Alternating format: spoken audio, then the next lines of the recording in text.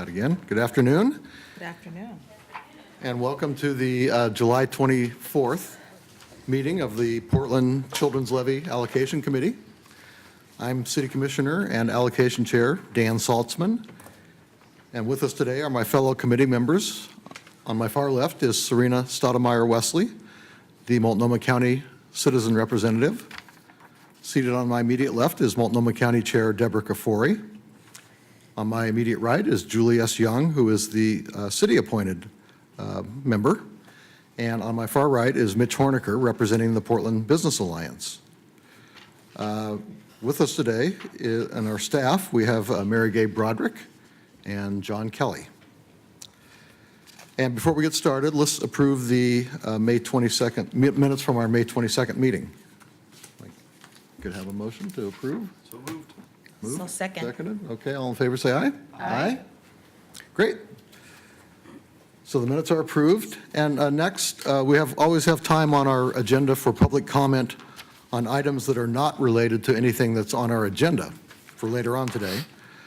And we do have two junctures later today where people will have opportunity to comment on the decisions that we're going to make today in allocating $800,000 in after-school funding, as well as $1.6 million of additional revenues we previously set aside for possible investments.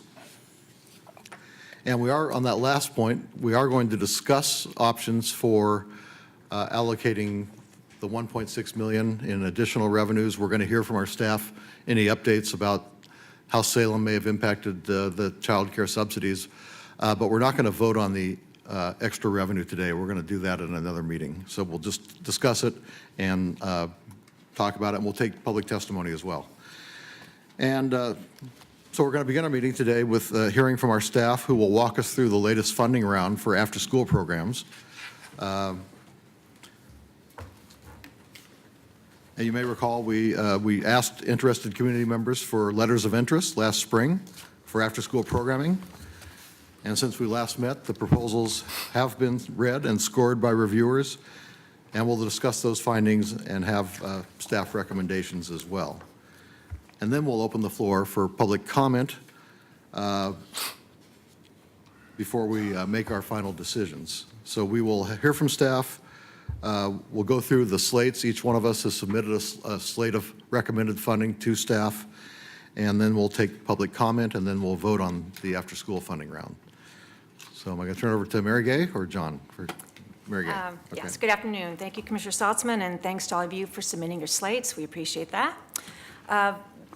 Vacations and other unforeseen events means John and I are here this afternoon, but we're ready to go. So if we can't answer any of your questions, a lot of the applicants are here. So if you have any in-depth questions, hopefully you can call them up and ask them about their applications. As Commissioner Saltzman said, a little history of how we got to this point. At your December 2016 meeting, you voted to allocate $500,000 for new after-school programs that would begin this fall and run through June 2019. And in May, an additional $300,000 in unspent accrued revenue was added for a total of $800,000 available for funding. We used this two-step process for this funding round, where applicants first submitted a shorter letter of interest early this spring, after which a smaller pool of 13 applicants were invited to submit full RFIs. Do you want me to read the full list of people, or no? It's full list who The submitted. full list of people who applied, all the applicants, or? That's okay? all right. You don't Okay. have to do that. Okay. PCL staff recruited 12 volunteer reviewers to read and score the applications. According to self-reports from a survey of the 12 reviewers, 83% identified as people of color, 75% identified as a provider, community member, or advocate, 25% as a community leader or funder. Each of the three teams included 4 reviewers assigned to score the same set of 3 to 6 applications, and each of the 3 panels included 1 to 2 reviewers recruited through a partnership with Momentum Alliance, which you all know they had a presentation a meeting or two ago. It's a youth empowerment and advocacy group.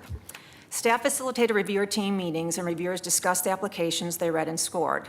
They then had the opportunity to change their scores based on discussion with their peers. Staff averaged the scores for each of the 4 application sections, then added these average section scores to complete the total score. As in past funding rounds, applications could receive up to 6 bonus points, 3 for serving children in East Portland and 3 for being a culturally specific program or organization. Applicants received their scores last week. We sent them out to everybody so as to give them ample opportunity to ask us some questions and to attend today's meeting. A few caveats before we begin today. The issue of geographical boundaries regarding some of the applicants was discussed. Those that fell outside the city limit, that was discussed at the May meeting. Lisa had sent out a June 2nd memo that detailed why staff is recommending that all those 3 applicants be considered for funding. The thought being that if they are selected, they can monitor resident status of the youth that are participating in PCL programs versus those non-resident students. And those 3 programs are El Programa Hispano, Boys and Girls Clubs, and I Have a Dream. And staff will be revisiting this issue in the near future, and we'll be coming back to you as we do research and get some legal opinion, and we'll be keeping you up to date on that. The second issue I want to draw your attention to surrounds audits. All applicants, as is the PCL policy, all applicants with at least $1 million in revenues from their last closed fiscal year are required to submit an audit with their application. 3 applicants did not submit audits. They are either under that threshold or they submitted a financial review instead. So if the committee chooses to fund Bravo, REAP, or the Community Cycling Center, we recommend that an additional $10,000 in funding per applicant be added to the grant to pay for an audit. And that would be of the applicant's last closed fiscal year. Staff also recommends that the committee allow these applicants to receive funds from PCL prior to the conclusion of the audit, because that can take some time, but that their second year of funding be conditioned on those audit results. I'm sorry, Mary Gay, can you please repeat those? Were there 3? Yes. Bravo and REAP they have a threshold. Their last closed fiscal year was below $1 million. Okay. And Community Cycling Center submitted financial, John, you know what a financial review, quote unquote, which Okay. did not turn up any financial concerns at this point. Okay, thank you.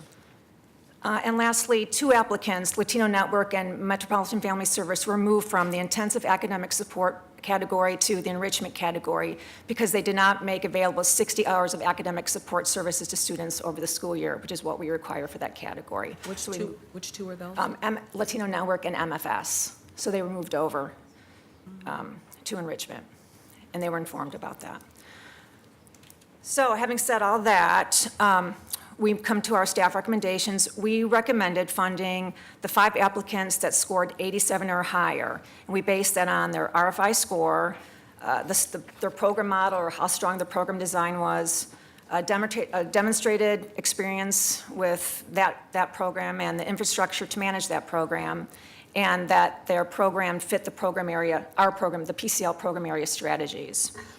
Those recommended programs are El Programa, Catolicos, Puente Pre Maria scored 91 in the intensive academic support category. That was the only intensive academic support program we recommended. And we recommended 4 in the enrichment category, and those are Human Solutions, their Family Center, which scored 94, Bravo, which scored 90, Latino Network's K-3 Success Program that scored 89, and Pathfinder's Play and Learn scored 87. The 5 recommendations totaled $712,000 out of the $800,000 that we had allocated for those 2-year investments. And if you remember back to when we set the goals, that you had set a 60% goal for enrichment and a 40% goal for academic support. So this is a little different. This would mean it would be 78% funds would go to enrichment and 22% for intensive academic support. So if you do decide to fund more than 5, obviously they could go, there's definitely evidence and support for either way. You could add more in academic support to come closer to your goal, but keeping in mind that we did receive twice as many enrichment applications. Or you could also go for a culturally specific service. So having said all that, does anyone have any questions? No? Okay. So now we're going to turn to, we got your slates, and then we've, I'll take it. yeah, we've We've aggregated them. added and aggregated, and so what we usually do is we start from a consensus of the, where we have the most consensus and it scores the highest, and then funnel it down. So John's gonna, Okay. and we've got a spreadsheet to show. So shall I was thinking I would read through the applicants where you all agreed, or? That sounds good. Okay, and you all have this document in front of you, but we did not hand it out. The folks here have this yellow piece of paper which shows the intensive academic on one side and the enrichment on the other, so it shows the scores that Mary Gay mentioned. So I will start with the intensive academic programs, and there are two that any of you showed interest in, and so I'm going to give the highest scoring and the highest agreement first. So the El Programa Hispano-Católico program, all 5 of you wanted to fund it. The lowest amount was $100,000, and 4 folks agreed at $157,000, which was the requested amount. So I'll just go through the list, and then we'll go from there. The second, the only other intensive academic program that anyone was interested in funding was the REAP program, and 4 of you wanted to fund that at $100,000. These are 2-year amounts. So those are the only intensive academic applications that anyone had interest in funding. So now we'll go on to the enrichment, and there were 5 programs where folks had some interest in funding, and I'll go from greatest agreement. All 5 of you agreed on the human solutions at $105,000, which is the requested amount. All 5 of you agreed on Bravo Youth Orchestras. There was some 2 at $150,000 and 3 at $200,000, so something to work out there. All 5 of you agreed on Latino Networks, K-3 Success, and all agreed at $150,000 for that grant. And then those that were not unanimous are the next 2, Pathfinders Play and Learn. 3 of you wanted to fund it at $100,000. And Kairos PDX, 3 of you wanted to fund that at $100,000. And I'm hoping everyone sees their choices accurately reflected there. And then just to make clarification, so if REAP and Bravo get funded, we will need to add 10,000. 10,000 each for those two? Okay. Yeah, that's, we Oh, have, I'd like to talk about that if we get to that point. okay. Yeah. Okay, so, Maybe we should start with the intensive academic support, since there's right, only 2 right. on that side, so. So I'm curious what your process is, just because I'm doing the record keeping. In the past, we put up a provisional slate, which we've shown on the screen and on television, and I would be keeping that here. So if you want that done, please let me know. Well, yeah, I would suggest where we have 5 of us in agreement, although I guess the amount recommended is a little different, looking at El Programa Católico. All 5 of us are in agreement. It's, oh, I guess it's just one person, that was me. Recommended a You can lower out amount of funding of yourself, yes. 100,000 rather than 157. Well, I can, Can you- but I think we should put that up there right now, and let's do 157,000 as a placeholder, and we'll see how the math works out. All right. And then why don't we do, I think the same, with the other, they're looking at the enrichments, there were, all 5 of us agreed on Human Solutions Family Center, Bravo Orchestra, Latino Network, K-3 Success. Again, there's a variation between 150, no, it looks like, no, we're all at 150,000 for Latino Network.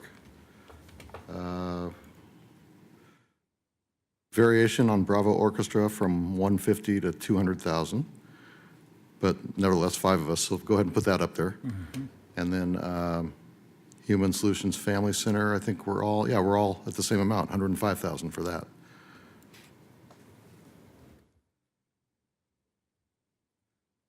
So, yeah, let's, I'm sorry, Bravo, what would you like me to Yeah. put for an amount? let's see, There are 3 at 200 and 2 at 150. Okay, why don't we put the 200 in then?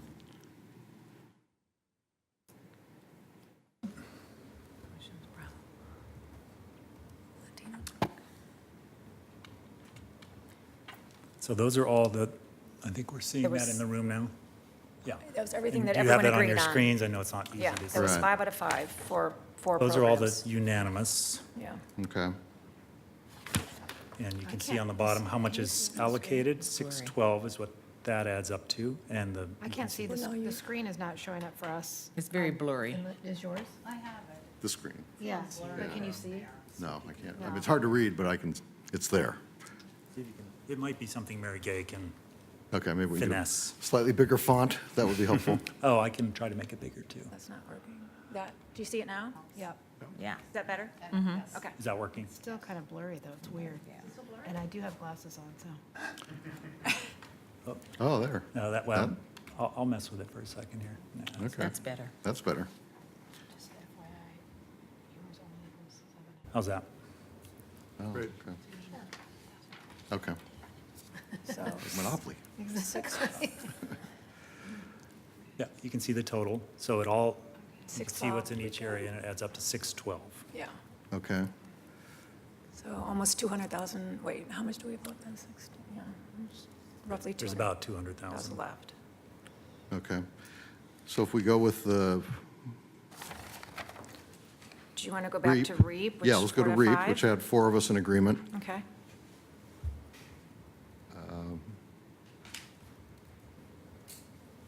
Let's put that up there, and then we can talk about it, because there were only 4 of us in agreement on that.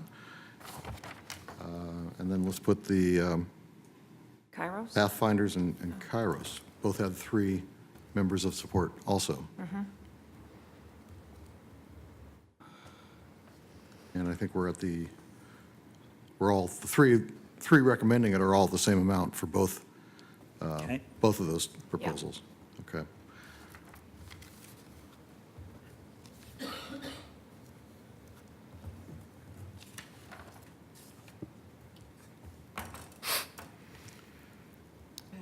So that comes up to 912,000? Yes. Okay.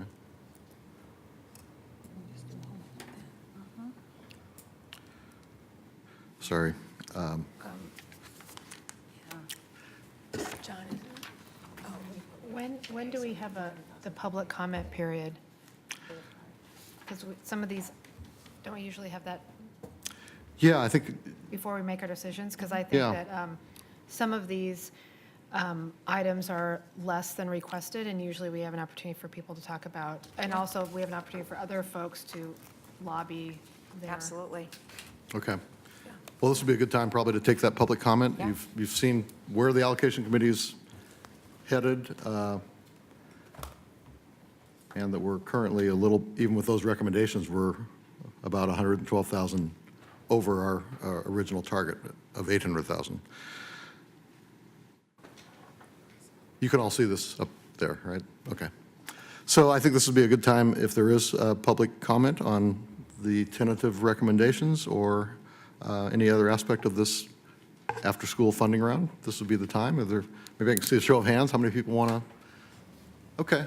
Why don't we start to the right, or my right, and we'll move to my left. So we'll start over here, 3 at a time. We have 3 chairs, so you can come up 3 at a time.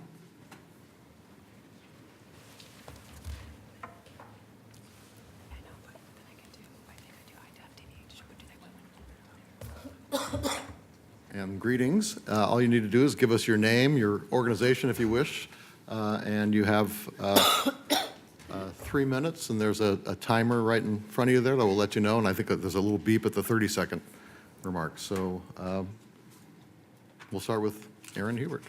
Thank you. I'm Erin Hubert with the Boys and Girls Clubs of Portland. And again, just thanks for your commitment to this process. We appreciate it.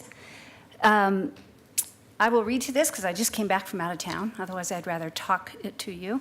Every day after school and throughout the summer, our 8 Boys and Girls Clubs sites open doors to all youth that need them across the Portland Metro. While at the club, the youth and families tell us directly and indirectly what they need, and we listen. I don't need to tell you that this generation of children in the Portland area are facing tremendous adverse childhood challenges and experiences such as racial and gender-based violence, living in poverty, homelessness, community displacement, or being unable to access resources because of one's immigration status. When a child walks through our doors, they become a part of a tight community where they can build the resilience and protective factors that will carry them through life's challenges. The core values of our programs, including community connection and strong, caring relationships, have been shown to strengthen youth against the negative behavioral, interpersonal, and health effects of trauma. Our Youth and Family Services Program, or what we call YFS, which we hope you will support through this funding request, is specifically designed to deliver trauma-informed care to our most vulnerable members and their families. It's a program we deliver directly in response to the needs and requests of our clients, our children, and one we're hoping to bolster in our newest location in East County. In fact, we see day in and day out in our clubs that these services are needed more than ever before. We were invited into East County by the community to help address the burgeoning need for youth-focused services and a real-time response to childhood and generational trauma. We are doing everything we can to provide responsive services to this community, and the funding of our YFS program is a critical element to the new club. Through our club programming and our trauma-informed youth and family services, we stand to make a real difference in this community that without a doubt needs a facility and an organization like the Boys and Girls Club. We sincerely hope you will please consider including Boys and Girls Club's Youth and Family Services program in your next funding allocation. The future of East County youth will be empowered by services like our YFS program, and we will not be able to provide these critically needed youth services to the full capacity without this funding. So thank you so very much. Thank you, Erin. Oh, right on time. Go ahead again, just give us your name and if you wish, your organization, but we need your name. Excuse me, my name's Allison Dunphy. I'm with Pathfinders of Oregon. We received a score of 87, so we were one of the higher scoring applications for enrichment. And while our program is not culturally specific, 88% of the children who participate in our program identify as children of color. We're really excited about this particular proposal. We're currently funded to provide mentoring for youth who've been impacted by parental incarceration, and this grant would give us the opportunity to provide after-school support to these kids. We're also focused on East County and focused on schools where we know there are disparities for children of color when it comes to achievement and also attendance. This is a trauma-informed intervention that we've chosen to implement. It's an evidence-based intervention and focuses on kids in grades 3 through 5. We know that trauma negatively impacts a child's ability to be successful in school. It impacts their attendance and it impacts their achievement. And this intervention we've chosen addresses both. And we would really love to be able to hire a clinician to deliver the intervention at the schools as part of the Sun Extended Day. We think it's a really good fit. We're really excited about it, and we would really love to be funded to do this. Thank you. Welcome. Just give us your name and organization if you wish. You have 3 minutes. My name is Leah Altman, and I am the grant writer for the Pathfinders of Oregon proposal. A couple of things that I just wanted to add to what Allison said is that while the program is not culturally specific, it is culturally responsive. We chose a specific or a culturally responsive curriculum called Bounce Back, which is why we changed the name from Play and Learn to Bounce Back. And we also think it really exemplifies what we hope to empower these children to do, which is to bounce back from the situations that they are in and the barriers that they face currently. We also wanted to make sure that the way in which the services are delivered is culturally responsive. So we've proposed to do a lot of training with our mentors and Mentoring Inside Out in order to do that. This would be an additional component to the Mentoring Inside Out program. And the reason why we chose to do this particular curriculum with this group of kids is because we are responding to research on children from ages 6 to 11 who have been affected by their parents being incarcerated. They are at risk for additional adverse childhood experiences, and they struggle more than the other age groups, which is backed up by the data on our kids who are currently in the program. So adding this additional support will help us to ensure that they are able to succeed in school. Right now, we're kind of running into some challenges in that area. And we feel like having a group intervention that's trauma-focused and culturally responsive will really help these kids. Additionally, the mentors that we've hired are bicultural and bilingual, so that we can, and then alongside the training, we can ensure that there's additionally like culturally responsive service delivery going on. I also just want to add on a personal level that I'm a person who's been affected by family members who've been incarcerated, and 3 of my siblings have been incarcerated and have children, and they've all lost their kids. And so I just, this is a really, just as somebody who's lived in these kinds of situations and has seen this firsthand, this program is very close to my heart, and I just really hope that you'll fund it at the maximum amount so that we are able to hire somebody to do this work with these kids. Okay, thank you very much. Next 3, we're still working on my right over here, okay. Can I hand something out? Am I allowed to? Yeah, sure. Give it to Mary Gay and she'll give it to us. We have very little voice. You can hand stuff out, absolutely. We like Welcome. handouts because they help us with visual learner. trees.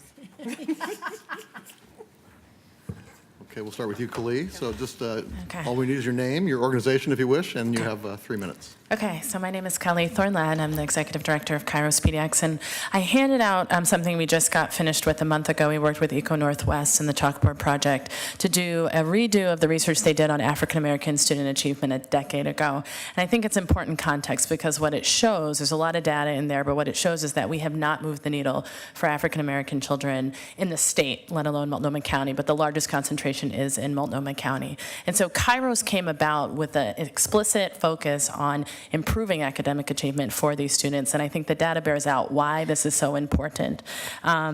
So I wanted to give that as a beginning. We have been research-based in everything we've done from the get-go. I think we know that what's happening right now in schools is not working, and so we wanted to develop something that could work, and we looked at what were the things that you need to do to improve student success? We're year-round model because the evidence is really clear that year-round works, and we've seen that instead of seeing a summer learning loss, our students actually see gains, particularly in literacy over the summertime, and so that's one factor. We have a student that came in the 55th percentile in reading and 48th percentile in math when they were at their neighborhood school. This is an African-American boy, and within 2 years, they're at the 73rd percentile in reading and 83rd percentile in math. We use the Northwest Evaluation Association's MAP assessment to do this. We, unfortunately, the state doesn't require any test results until 3rd grade, and yet by 3rd grade, children are already sliding behind. And so we felt like it was important in kindergarten to figure out where students are, and it's a formative assessment, so it's not high stakes. It's looking at growth. It's looking at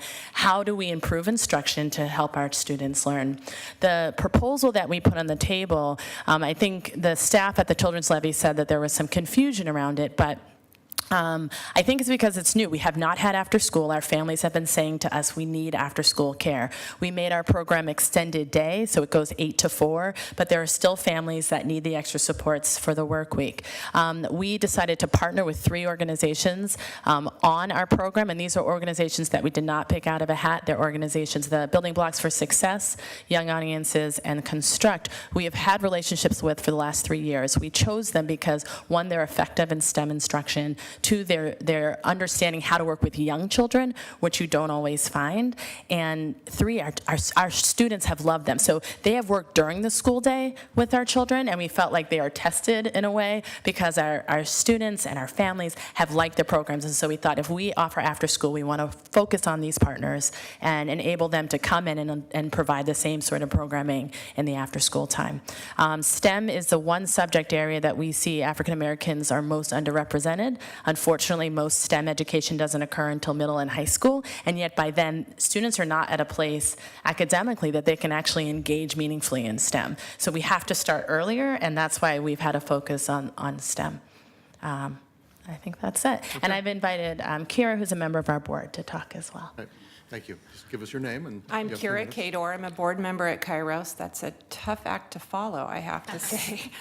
I asked Kali why she chose me from the board to come speak in support of Kairos's fully funded application, and she said I have an interesting perspective, so I thought I'd share that.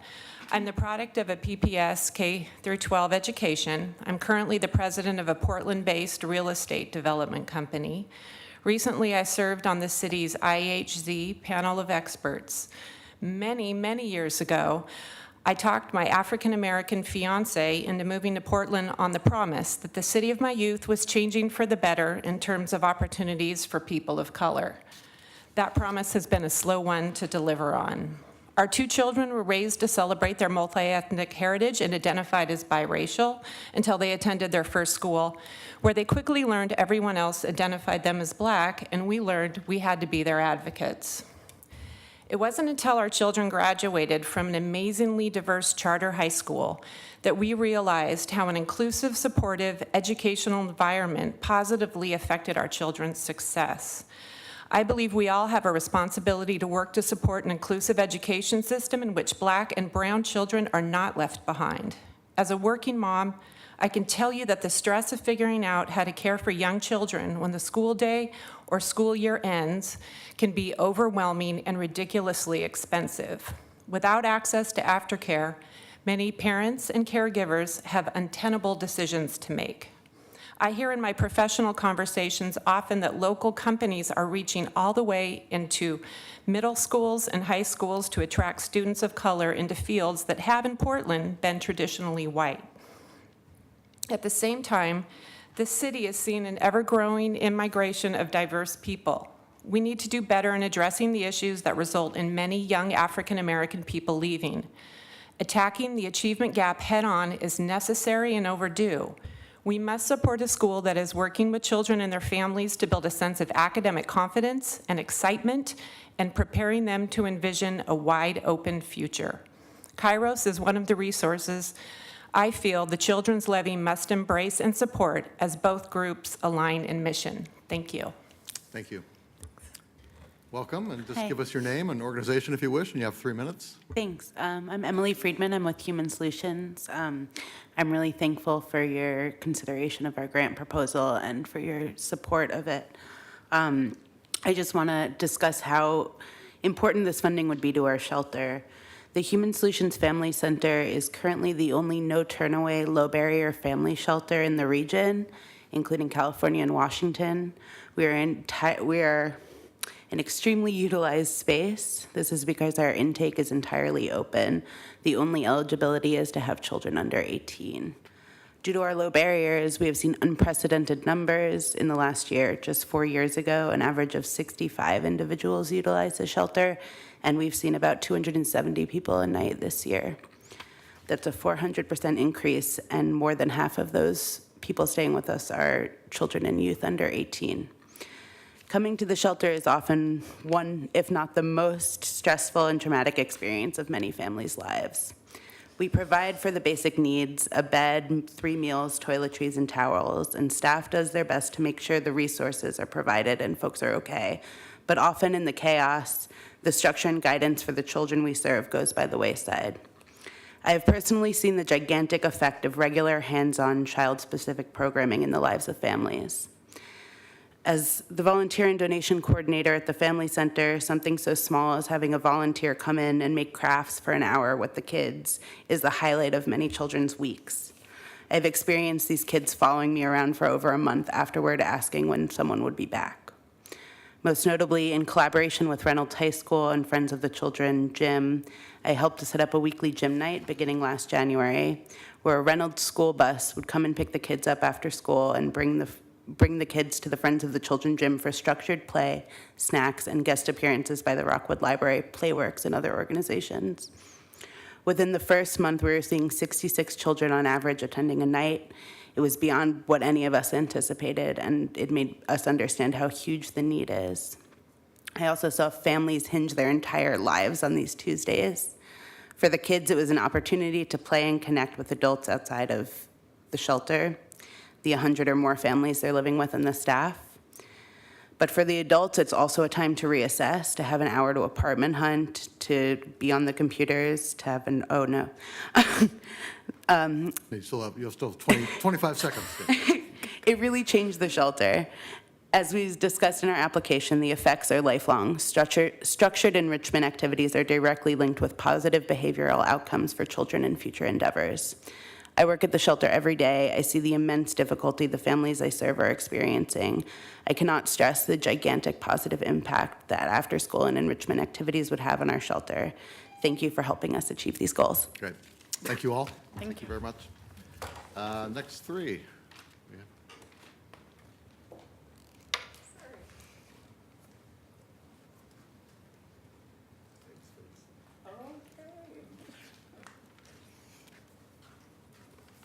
Welcome. Okay, we'll start with you, Patricia. Just give us your name and organization if you wish, and you have Absolutely. 3 minutes. Patricia Rojas is my name, and El Programa Hispano Católico is the organization I'm representing. First of all, thank you for your support of implementing a Puentes Primaria program in Wilkes. Wilkes is thrilled about the prospect, so we're really excited to get the program going. I am here to request that you fund the full amount that we've requested. The amount was based on our experience of running Puentes programming currently in East County, and it is funding much more than staff. It is funding the understanding of what families need to support the academic success of their youth.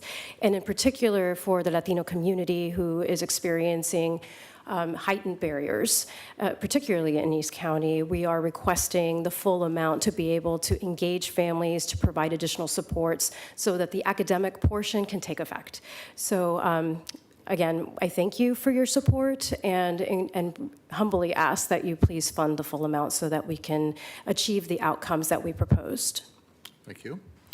Mark Jackson, the REAP organization, thank you for this opportunity, and also thank you for allowing REAP to come to this phase of the actual review process, and thank you to the 4 votes at this point who sees the value of our work, fully funding our requests. One thing I'll say in brief about the REAP organization, I work at both Oliver and Park Lane elementary schools within the Centennial School District is that REAP is the only culturally responsive organization targeting African-American students in that district, period.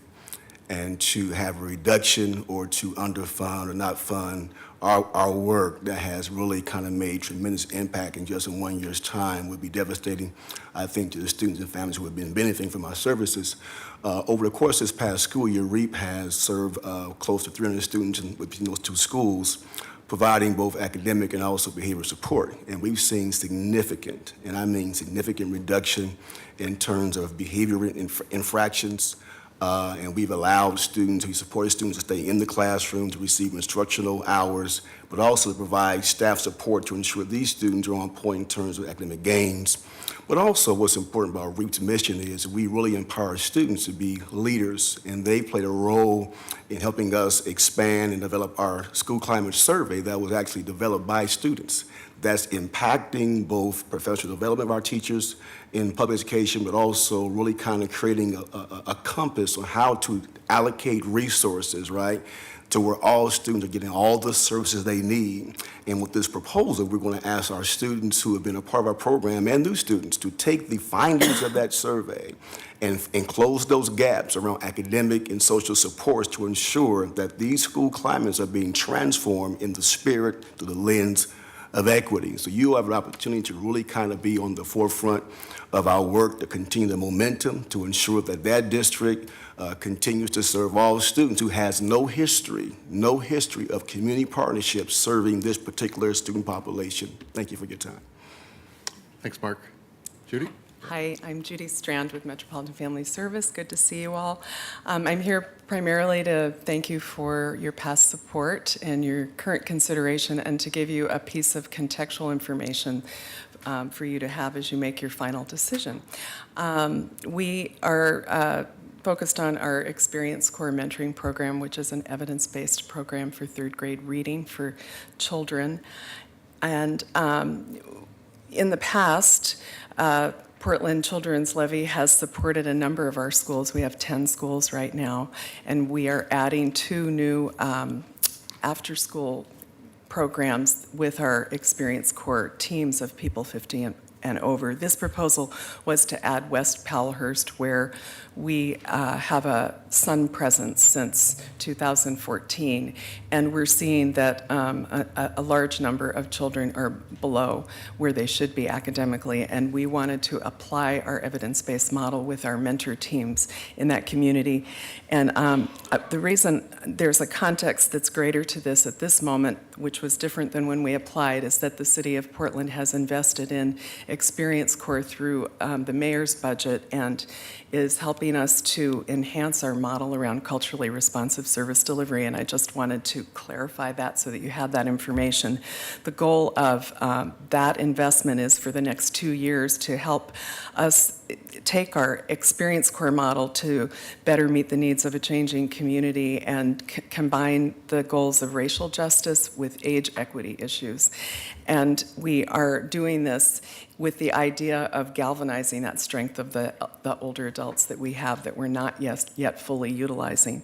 So the difference for us in not being funded is simply that at this point is that this particular school will not come on at this time, and I'm hoping that in a couple of years it could. But I also wanted you to know that this investment in the Generations to Generations campaign, that's a national movement, is one that we wanted to help lead here so that we could have a Portland brand of how older adults help children thrive. And I think in the next couple of years we'll be doing quite a lot of new things, including a partnership with ERCO, where there'll be a culturally specific model as part of this work that will also be put together. So mainly here just to give you that information, that context. Thanks. Okay, well, thank you all. Do we have, is that all the public testimony? Oh, no, I see a few more hands. Come on up. Come on up, 3 at a time. We got room for 3.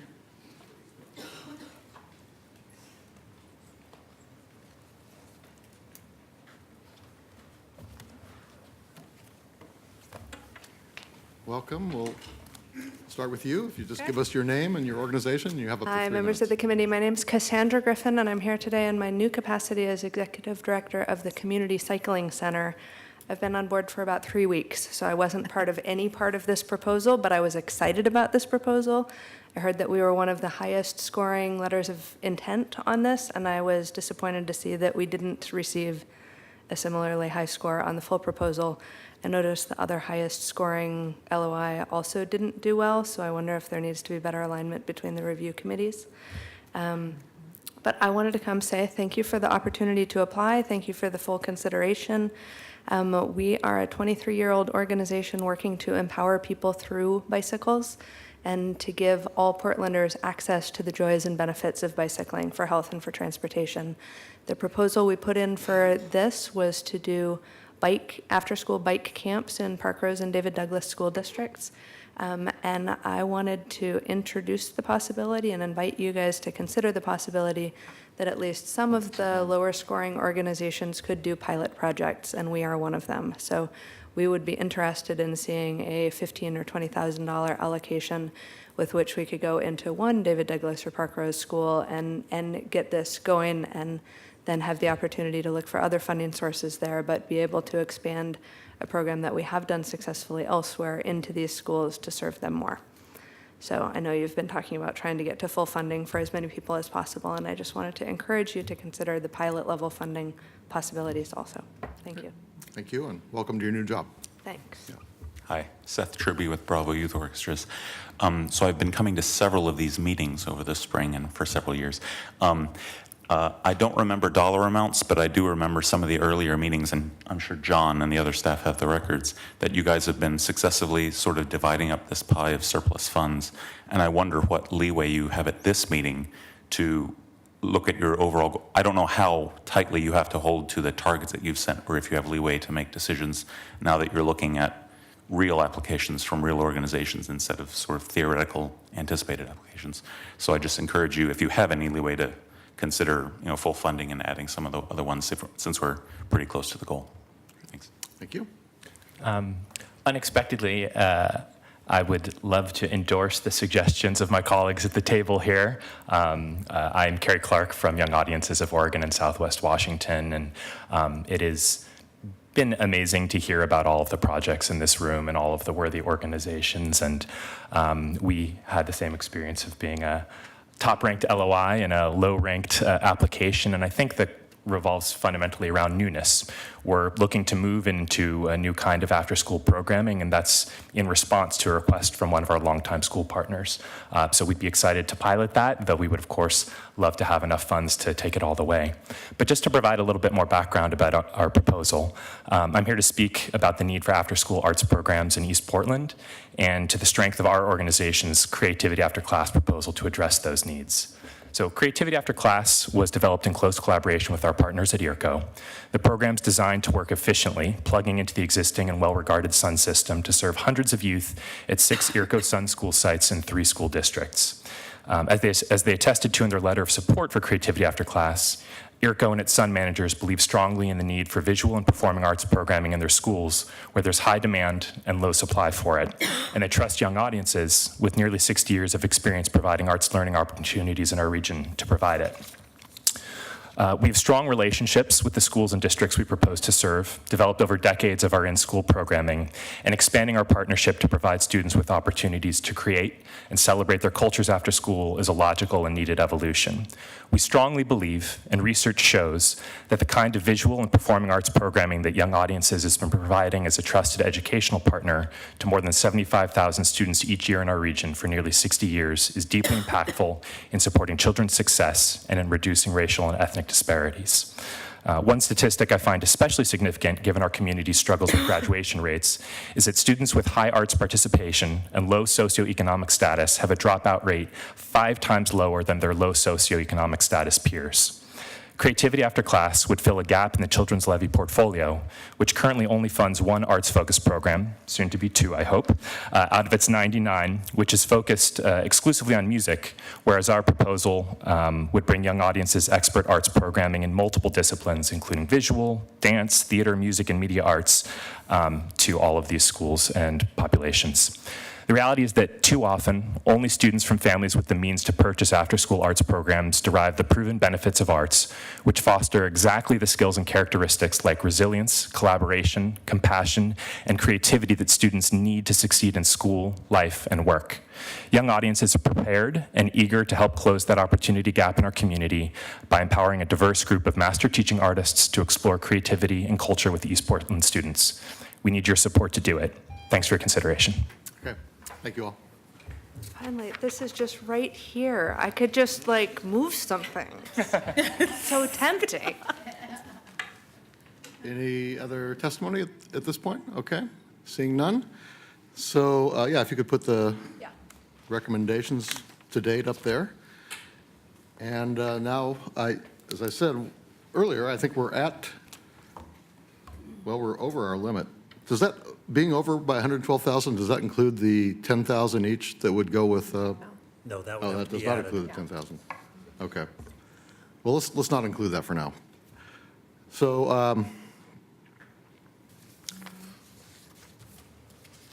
I am open for discussions about, I guess, I want to say, to our audience and that, part of the balance here is working with the amount of funds we have available to invest, but also it's being mindful of the number of programs that we actually oversee, because we have a small staff. Our administrative expenses by law are held to less than 5%. And so we have a small staff, and we got to make sure our staff aren't overwhelmed in overseeing and managing your program. So those are some of the trade-offs we make. Money available, administrative workload for our staff. And then, and just want to say also, while we rely on review committees to do a lot of hard work for us, the ultimate judgment resides with the five of us up here at the allocation committee to make decisions, and that's the way it is. So, so with that said, I want to open it for any discussion my colleagues may have about how we maybe get at this slate, or Well, I would just like to begin by, I would, in support of funding a second program under intensive academic supports. That's important to me, that we try to do a little better in getting toward our 60%, 40% goal. And in looking, and I looked through all of the proposals, read through them all. It's, you know, I have to say, it's just really gratifying for me to see all the work that's being done and to see the quality of the programs that are offered. So I just have to put that out there. With the one thing I would say is that it's still, and I'm a retired social worker, it's still shocking to me to see how little people are paid for this work they do. Breaks my heart. But to get back on track here, I feel strongly that we have an opportunity here to fund REAP under the intensive academic support category. I think it's very important that we continue to do what we can around making funding available to programs that are serving youth of color. I think that REAP's program is a good place for us to invest. So that is why I am recommending $100,000 for that program. Great. Any further comments on this? I have a comment just for, to be on the record, that I was really impressed with all of the applicants that turned in letters of intent and then the full application. And I was really excited to see some new groups come forward that we haven't funded in the past. And I'm happy to have the opportunity to be able to fund them. I think we have such a strong group of nonprofits in our community that are really trying to fill in the gaps and help these families and these kids. So I just wanted to thank you all for participating. Can I ask a question? Yes, question. So is, and I probably should know this, so is the 812, that's our drop dead amount? Well, that's the self-imposed limit that we all impose on ourselves. Now, we It's mainly do. number of grants, too, keep that in mind. It's just, we've got to start, it's 2 years, and it's just, you know, I think the magic number was in the 5 or 6 number of new grants range, just because taking on that many new after-school grants, it's a large portfolio anyway, and having to monitor those grants, it is a lot of work, and for a 2-year, it's condensed and intense, and getting the contracts up and going, it does take some time, and so that is also a big factor. So yeah, the trade-off is, we did set a self-imposed limit, and we also mindful that does affect the number of grants. I will say that, I guess at this point, I'd be more concerned with us keeping the 4 or 5 grants, and we can probably, if we're all in agreement, we could probably go over 100 to 100,000 or 112,000 to fund these 5 programs. I think our revenue situation is such that we can do that. And we're also postponing our next item, final vote, until our next meeting on the surplus revenue. So I would, in my own opinion, there's leeway to accommodate this 812,000. Yeah, 812,000. But I wouldn't want to. It's 912. This slate is 912. I'm sorry, 912,000. Okay, 912,000. But I wouldn't want to increase the number of proposed grants beyond what we sort of have here. Which is 7. 7, yeah, I think that would be the limit for me. 7 would be the limit? I think so. So like funding all 7, which would give us at 912, and Right. those who need, Another 20,000 if it's 10 would for REAP and 10 for Bravo. so minus the 10 from them, so So they that would can be an get. additional 20. then, Right, what I'm Yeah. saying is lower their amount, 10,000, and that way to bring them up to that. wherever they are, so. Well, I don't think we can lower REAP below the 100, though, because that is sort of the minimum amount. I think we'd have to make it 10,000 in addition, certainly in that case. And that would put us over then. Well, we're already over. It's just a question of going over. How much over? I was trying to We're already be, over 112 is a question. We'll I go over didn't go another. over, so. We'll go over another 20,000. To that point, how far over we are, can I just ask a question? As I look at the request list, everybody is on, and then on the viewing panel, everybody's in at the number they requested, except for Kuros, which is, they requested 200, and they're on the line for 100. So I don't, how did we, and I know we were just kind of putting numbers up there. To that point, in my conversations with the community, the thing that I hear most from programs is the frustration that when we are doing our sausage making, which is inevitable, not every program is perfectly scalable. So when we think we're still helping them by cutting their proposal from X to Y, but if it isn't scalable, then that really puts them in a situation where they either have to go out and find money that they said they didn't have, or they can't give us the program that we asked them for if we change the money amount. So especially, and you know, every time we look at this, it's different, but in this situation, we do have 1.6 million at least hanging out there. And especially with a small program, I would rather fund them at the money they requested than ask them to try to do the same or less with less. Okay, good point. And I guess with this recommended slate, they would be the only one that's less than what was requested. Yes, as I look at it, it would add, so it would take the Well, 912 to 1,000,001. To fund them at the 200,000. Yes, if we Right. did that. Right. That's the only reason I brought it up, because we were I mean, talking about I how agree far with- over I we agree are. with you. I would be happy to make that change, and I think it doesn't add any more work to staff necessarily because it's still one One of the programs. grantee. So Okay. that would bring Kairos up to the 200,000.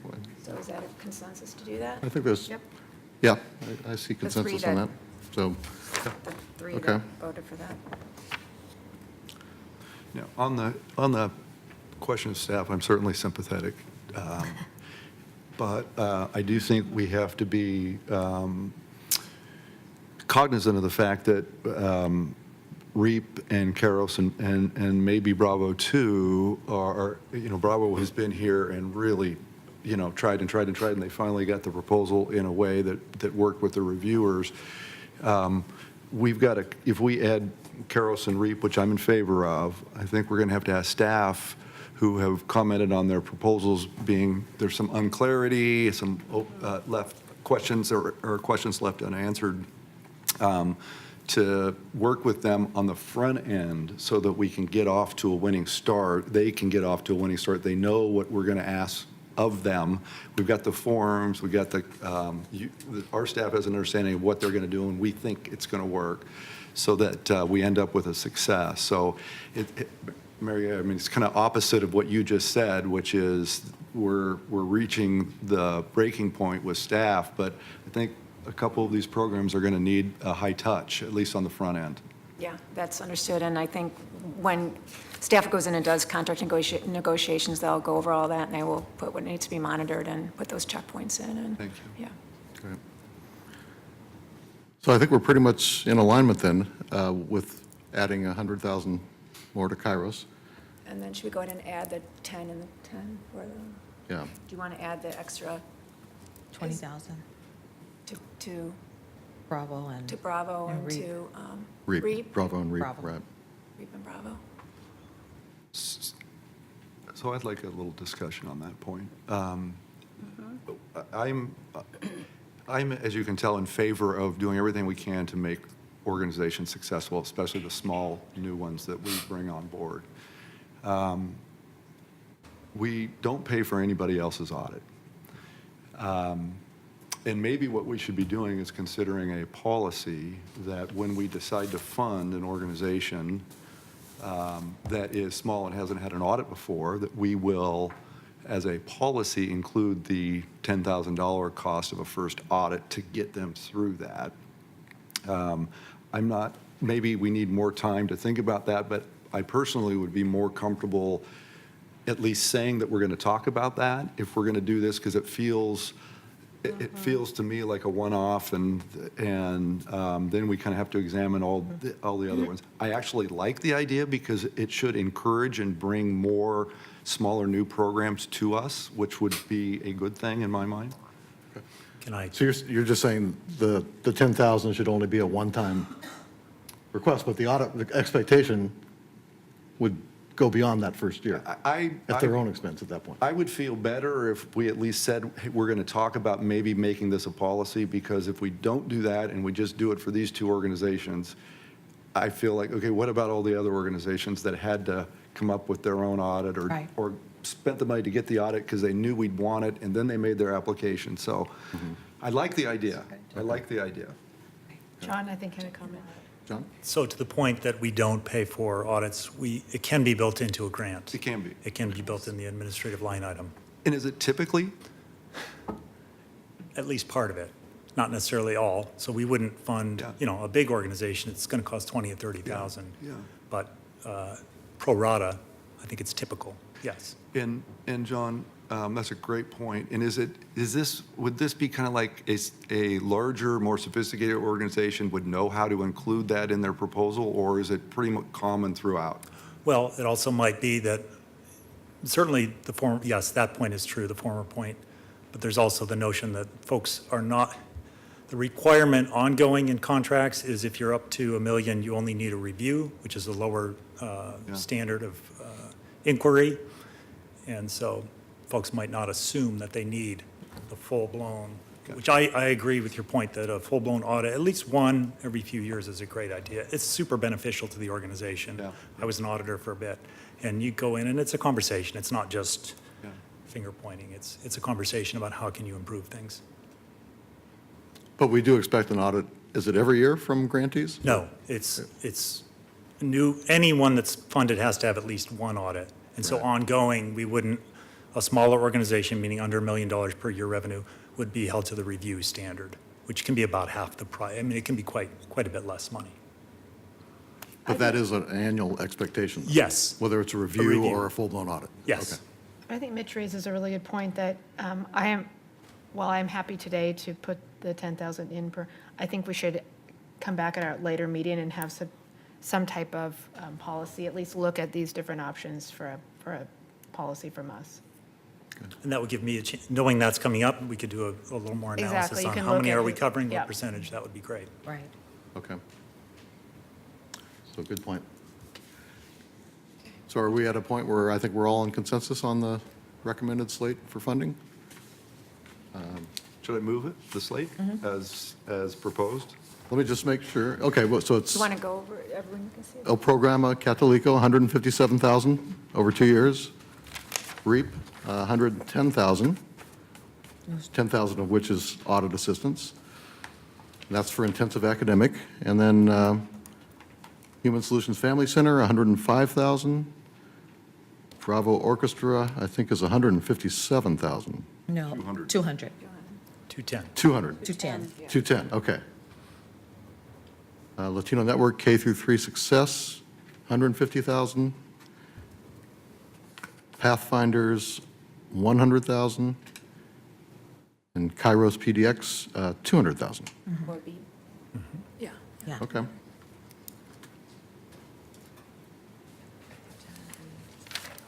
Okay, if somebody wants to move that slate, I think you have the votes. So moved? Second. Any further discussion? Okay, all in favor, say aye. Aye. Opposed? Okay, so that's our slate for our after-school funding, additional revenue. I want to thank all of the applicants who have submitted the letters of interest. And always, as you can see, we have always more requests for funding than we do have money to grant. But we appreciate your involvement in this process and the work you do for Portland's children and families. So thank you very much. Yeah. We also congratulate our new programs. Yeah. Some of those organizations we fund are from ones new to the Levy portfolio. And so welcome aboard to REAP, Kairos, Bravo. I think those are the three. Yeah, some new faces, so I that's. have another couple of comments on this process. I'd like to have a conversation, maybe at another meeting, about some feedback, both from staff and reviewers and grantees about this, because this was a different process that we used, whether it actually was easier on people or whether it just added additional layer. Great idea. I'm also curious, and a couple people talked about this, how the first, on the letters of intent, some people ranked really high and then they did not on the full proposals. And so some analysis on why that occurred. Okay, all right, great. I'll pass on And these also notes. some additional conversation about truly what equity and diversity is and what the work is, because just because you work within the equity lens or you add a diversity council, that's fine, but what exactly is the work that you're doing? I like to dig a little bit more deeper on that so there's a true understanding and so folks can understand too, because there needs to be some clear outcomes when it comes to that, when we're talking about an investment and working with children Great, of color. yeah. All right, all good points. Okay. Great, thank you. So our next item is the allocation of additional revenues beyond what we just allocated for after-school funding. And that is about $1.6 million of accrued and unspent revenue. And we did set that aside to mitigate potential state cuts to current levy-funded programs. Those included, our thinking at the time was a possible reduction in funding for childcare subsidies for working families. And staff is back to give us an update on the most recent action in the state budget that may affect our decisions. And as I said at the outset, we're going to postpone an actual vote on decisions till our next meeting. But if we have some updates about how the state legislature may have affected these programs, we should know that. Great, yes, thank you. So, right, as Commissioner Sussman just said, we have $1.6 million in accrued revenue available for allocation. The just finalized state budget from last week, it showed that it did spare deep budget cuts to early childhood and child abuse prevention intervention grantees, but as many of you know, ERDC services were cut by $11 million. That's the child care subsidies. Yes, Right. employment-related daycare subsidies, yes. And about 30 to 40% of Oregon families on ERDC reside in Multnomah County, so that is going to have a deep effect on Portland families. Staff has proposed a few options to mitigate that cut. I'll talk about a few of those options, and you can discuss them, and again, it sounds like you want some time to think about that. We could, so one of the options was expand the levy's community child care initiative. It's currently being administered by the Child Care Resource and Referral of Multnomah County to offset those cuts. These dollars are provided in addition to families who are on ERDC. So we're providing, the levy right now is providing about $2 million over 4 years in CCI benefits to serve about 100 children annually. And this past year, we served 134 children in 84 families. If we were to earmark this money to the to those resources, CCI could potentially serve up to 100 children per year.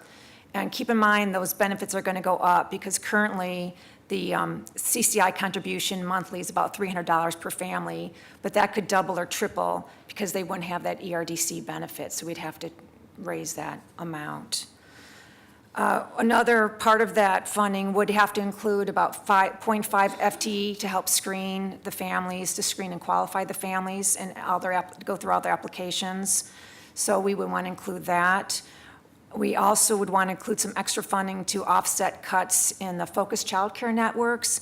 And those are networks that support child quality care and support for Latino, Russian, and African-American daycare networks. There's also interest in the Those are in-home care providers, right? Yes, in-home daycares. And there's also talk about starting a Somali-focused network. And each network costs about $75,000 to run. So we would want to look at that and supporting and making sure that those networks are being assisted. The split, how we envision it, would be about a 70-30 split between subsidies and the FTE / focused child care network. Can I ask a question? Is that an additional 100 families a year, or is that just? Yes, that would Okay, be on top of the an 100 that additional they're 100 to doing. what we're serving right now, Okay. 100 children per year, yeah. The second option would be to expand our center-based early Head Start services. That's for children 0 to 3.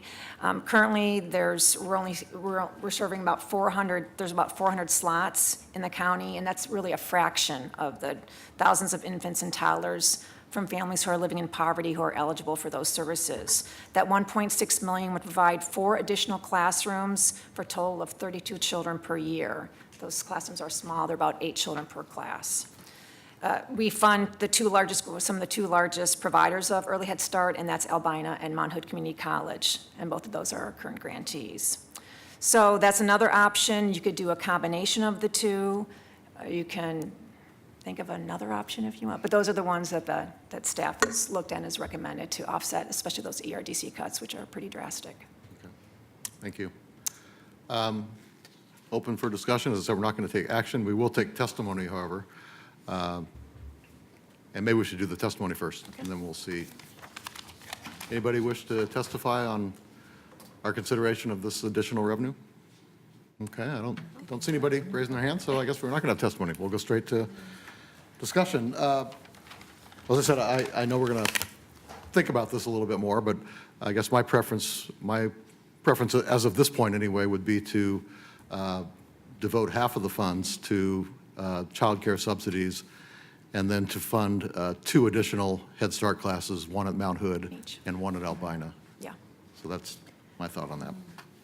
I'm curious, I know you talked a little bit in here about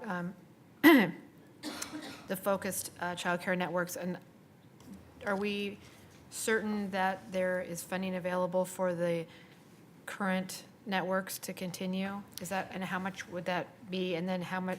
I think there is some uncertainty about how the cuts are going to affect those networks, but Okay. we want to try to build some money in case those cuts occur, and also perhaps for a Somali network too. Well, I think that's one of the reasons why I think we need to do a should little more. postpone this vote today, is because I'd like some more specificity Yeah. around those, because that seems to be, I mean, to me, that's a really important piece of that. And if we can expand to have a new network for Somali families, that would be important to me as well. I think some of the facts just haven't filtered down yet. It was a little unclear at that point, but we can certainly, in the next few weeks, hopefully that'll shake down. So we'll bring that back to you. Any further thoughts at this time? Or, okay, well, we can then move on to our last item on the agenda today. And Yeah. Yeah, that's around funding the supporting system partners and staff. So you're here to talk to us. Yeah, this is One mainly last time an FYI. We just want to get on your radar. The levy has a balance of about $75,000 to spend during the next 2 years on system partner efforts, and we just want you to be aware of 2 initiatives that we'll be bringing back to you at some future meetings.